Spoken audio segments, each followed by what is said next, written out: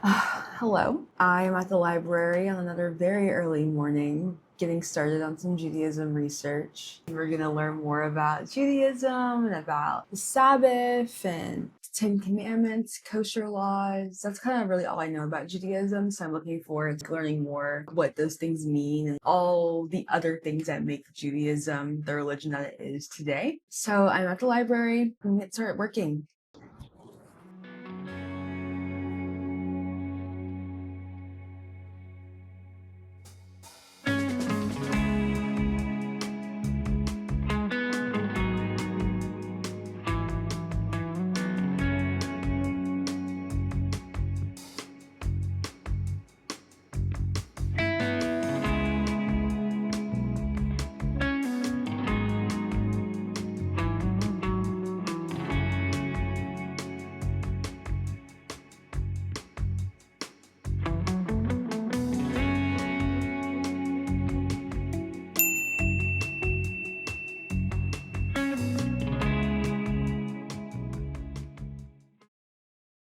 Shabbat Shalom.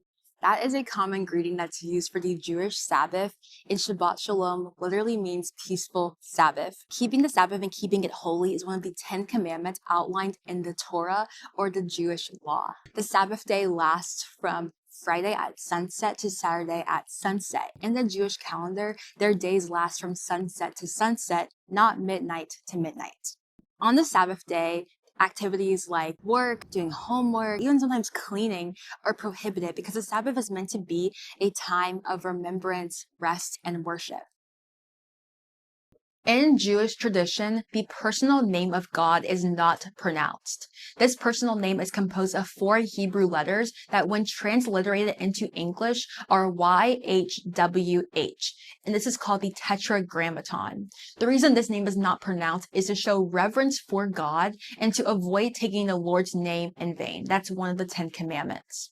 As a result, Jews often refer to God as Adonai, which means Lord, or Hashem, which means the name. The foundational idea of Judaism is a special covenantal relationship that the Jewish people have with Adonai. This covenantal relationship was established between Adonai and Abraham, who is known as the father of the Jews. A covenant is a mutual agreement made between 2 parties. And as part of this covenant, Adonai promises to make Abraham's descendants as numerous as the stars. Adonai also promises to give Abraham's descendants the land of Canaan as the promised land. This covenant also establishes 8th-day circumcision of Jewish males, which is still practiced today. According to Jewish tradition and the Hebrew Bible, centuries after the death of Abraham, the ancient Israelites were enslaved in Egypt, experiencing harsh and brutal treatment. It's believed that they were enslaved for around 400 years. The Exodus narrative, which is a very important aspect of Jewish tradition, tells the story of how Adonai sends a man named Moses to tell Pharaoh to let Adonai's people go. When Pharaoh does eventually allow the Israelites to leave Egypt, Adonai parts the Red Sea and they begin their trek towards the promised land. The ancient Israelites wander in the wilderness for 40 years, and during this time, Moses receives the Torah from Adonai on Mount Sinai. The word Torah is often translated as law, and it refers to the first 5 books of the Jewish or Hebrew Bible, which are Genesis, Exodus, Leviticus, Numbers, and Deuteronomy. The Jewish Bible is also sometimes called the Tanakh, and the Tanakh is made up of the Torah, the Nevi'im, and the Ketuvim. The word Nevi'im means prophet, and it refers to the prophetic writings of people like Jeremiah or Isaiah, and the word Ketuvim means writings, and it refers to the poetic or historical works that are in the Jewish or Hebrew Bible. Another important Jewish text is the Talmud, and the Talmud is a collection of rabbinical writings about the Jewish scripture. It's made up of the Mishnah, the Gemara, and the Haggadah. The Mishnah is the oral law as opposed to the written law of the Torah. Gemara is a commentary and writings about the Mishnah, and the Haggadah are writings about ethics and philosophy and other topics that rabbis have been discussing for centuries.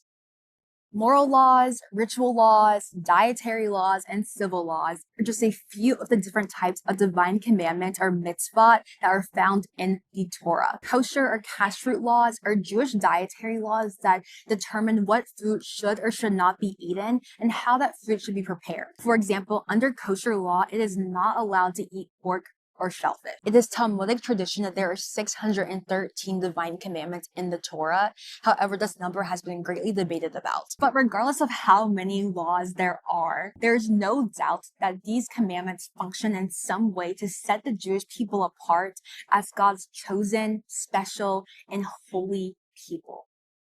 Judaism is a very old religion. It has a long, very, very long history. When the Israelites first entered the Promised Land, according to the biblical book of Judges, they operated by tribal rule with 12 tribes in total, but they eventually decided that they would need a king. The first 3 kings who helped unite the 12 tribes as one nation were King Saul, King David, and King Solomon. King Solomon is the one who built the first temple in Jerusalem, and this temple acted as a central place of worship. Around 920 BCE, the kingdom of Israel split in two due to political and economic tensions. The 10 northern tribes became the northern kingdom of Israel, and the 2 southern tribes became the southern kingdom of Judah. In 722 BCE, the ancient Assyrians conquered the northern kingdom of Israel. Many of the Israelites were taken from their homes and sent to Assyria. As a result of intermarriage and cultural assimilation, the 10 northern tribes became less and less distinct over time. Over 100 years later, the ancient Babylonian Empire attacked the southern kingdom of Judah. They destroyed the temple in Jerusalem and exiled many of the Jewish people to Babylon. In 539 BCE, when the Persian Empire overthrew the Babylonians, King Cyrus allowed the Jewish people to return back to Judah. Those who chose to do so began construction on the second temple in Jerusalem, and that temple was done being built in 516 BCE. There was a period of relative peace for the Jewish people until the 160s BCE during the Maccabean revolt, where the Maccabeans, who were a priestly family, defeated Antiochus Epiphanes. The Maccabeans established a ruling dynasty that lasted until 63 BCE when the Roman Empire took over. Restoration eschatology is the belief that one day God will reunite the 12 tribes and restore the kingdom of Israel through a Messiah. And the word Messiah means anointed one. Not all Jewish people, whether in the past or today, have an expectation of a Messiah. However, for those who lived under the heavy taxation and growing tensions of Roman rule, the idea of a coming Messiah was a source of hope. Many Jews believed that the Messiah would be a warrior-like figure who would come to take down the Roman Empire. In the early 1st century, Jesus, or Yeshua, began preaching and claiming to be the Son of God and the Messiah. The historical Jesus is characterized as a political revolutionary who was put to death for his radical ideas. The death of Jesus launched the start of a new religious movement called Christianity. And although Christianity started out as a sect of Judaism, as Christianity began to be more and more distinct as a religion, it would have adverse impacts on the Jewish people. As time went on, life in the Roman Empire became increasingly tense for the Jewish people. This tension came to a head in 66 CE with the start of the Jewish revolt. There are multiple reasons why this revolt happened, but one major inciting incident was in Caesarea, where several Greeks sacrificed birds to their gods outside of Jewish places of worship. This was a major insult and a huge no-no, and it sparked outrage. The Jewish revolt lasted until 70 CE, and during the revolt, the second temple in Jerusalem was destroyed, and that temple would never be built again. Beyond the 1st century and into modern times, the Jewish people will continue to experience persecution and anti-Semitism, some of which stem from early Christian views of Judaism. Many of the early Christian writings were used to substantiate claims that the Jews were sinners and Christ killers. These claims only served to fuel racism, stereotyping, and other forms of persecution that were in direct opposition to the Jewish way of life. On March 31st, 1492, Spanish rulers Isabella I and Ferdinand III signed an edict to evict all Jews from the country's borders. The Jewish people had 4 months to vacate the country or abandon Judaism. Over the next several years, thousands of Jews fled the Iberian Peninsula, which includes Spain and Portugal, to go to places in northern Africa, the Netherlands, or other parts of the Ottoman Empire. The persecution of the Jewish people came to a head in the 1930s and 40s during a very dark period of history called the Holocaust. The Holocaust was a systematic attempt by the German Nazis to persecute and exterminate the Jewish people. It led to the death of 6 million Jews and millions of others. The loss of life, culture, and tradition was majorly destructive to Judaism. The tragedy of the Holocaust led to the creation of the Jewish state of Israel. After the Holocaust ended, there was increased immigration to what is now the nation of Israel. In 1948, the UN partitioned the land, creating a new Israeli state. The creation of a Jewish state provided homeland and refuge for the Jewish people. The state of Israel acts as a center for Jewish life and culture. However, the creation of the state did cause conflict and tension with neighboring countries and states, and many of these conflicts and tensions continue to this day, and it has led to many lives lost and lots of bloodshed. The Jewish people have made it a point to remember and celebrate their history and where they've come from through holidays and festivals like Yom Kippur, Rosh Hashanah, Pesach, Sukkot, and Hanukkah. Two of the holiest Jewish holidays are Rosh Hashanah and Yom Kippur. Rosh Hashanah is the Jewish New Year. It's a 2-day celebration that typically falls at the end of September. It's celebrated with meals and special prayer services. Rosh Hashanah is also Judgment Day. It's believed that during this time, Adonai looks at the deeds of each person from the past year and inscribes the names of the righteous into the book of life. Yom Kippur falls 10 days after Rosh Hashanah, and it's a very somber day. It's a day of atonement and the holiest day of the year. In the Bible, during Yom Kippur, the high priest would enter into the presence of God and give an animal sacrifice as a way to atone for the sins of Israel. This is no longer done. Today, Yom Kippur is often observed through special prayer services and fasting. Pesach is the Passover festival. It's a 7-day festival that commemorates the narrative of God's deliverance of the Israelite people out of slavery in Egypt. It's one of the most important holidays in the Jewish year. During Passover, the Jewish people host a Seder meal, which is full of elaborate symbolism. People read from the Haggadah, which is a book that recounts the Passover story. Sukkot is also called the Festival of Booths. During this time, Jews would build a simple structure called a sukkah and gather and eat meals there for 8 days. It's a festival meant to commemorate the structures that their ancestors lived in while they wandered through the wilderness after the exodus from Egypt. It's also a harvest and Thanksgiving festival. Finally, Hanukkah is the Festival of Lights, and it has historically been a pretty minor Jewish holiday, but it's gained popularity over time. Hanukkah dates back to the Maccabean revolts. The Jewish identity is both a religious orientation and an ethnic identity. It's common to think that Jews are a monolith, both culturally and in terms of how they practice Judaism. However, that is not true. For example, the Sephardi and the Ashkenazi are two subgroups of Jewish people, but they have very different cultures and traditions and origins. The Sephardi Jews originated on the Iberian Peninsula and in northern Africa. These are the Jews who were driven out of Spain during the Spanish Inquisition. Ashkenazi Jews originated in France, Germany, and Eastern Europe. As mentioned before, these two groups are both Jewish and have a Jewish identity, but they have some differences in terms of practices. For example, the Sephardic Jews have different pronunciations for certain Hebrew vowels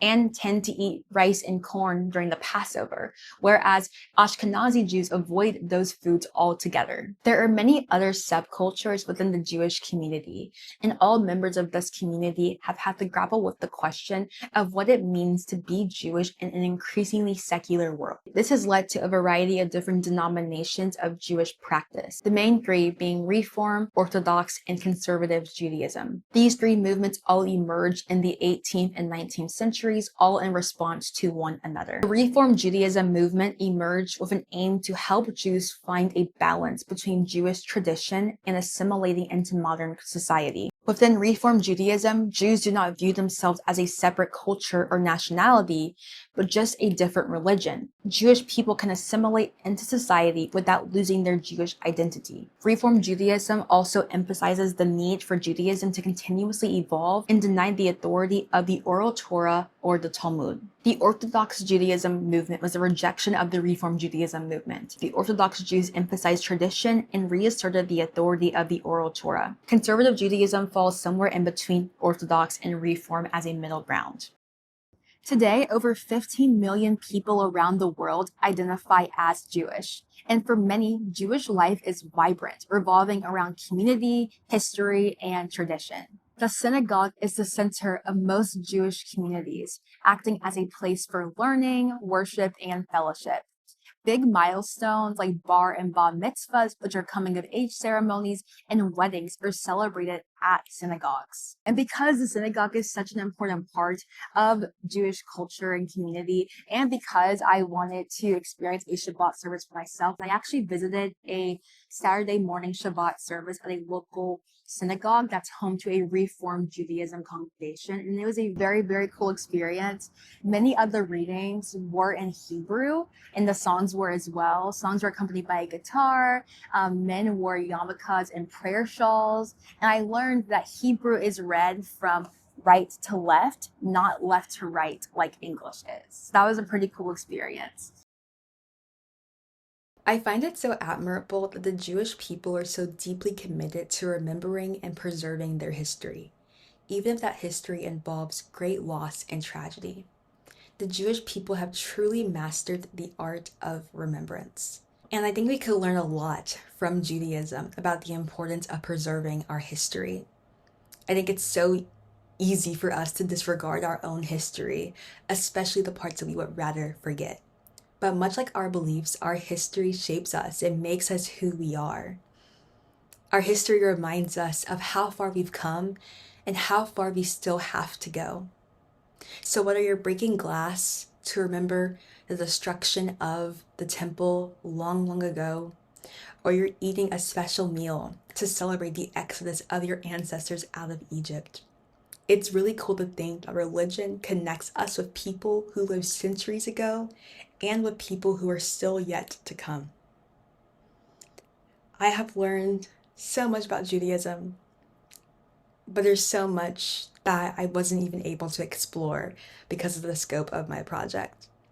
But that just means I'll have an opportunity to come back later and ask more questions and do more deep research about Judaism. I'm really, really excited for that. It's been so crazy. This has been kind of a wild ride because I signed up for this class thinking it was going to be an easy A, and I feel like I actually have genuinely changed as a person. Like my worldview and the way I see other people has changed for sure, as a result of the research that I've been doing. I think that's just why learning is so important in general. And it's been such a cool experience. I'm actually really excited now to see how this project is going to turn out at the end of the semester. I literally can't wait. So that's why we have to keep pushing and keep chugging along and keep researching. So next week, we are going to move back towards the Indian subcontinent and start researching Buddhism. And I'm very, very excited. This is Kyla signing off.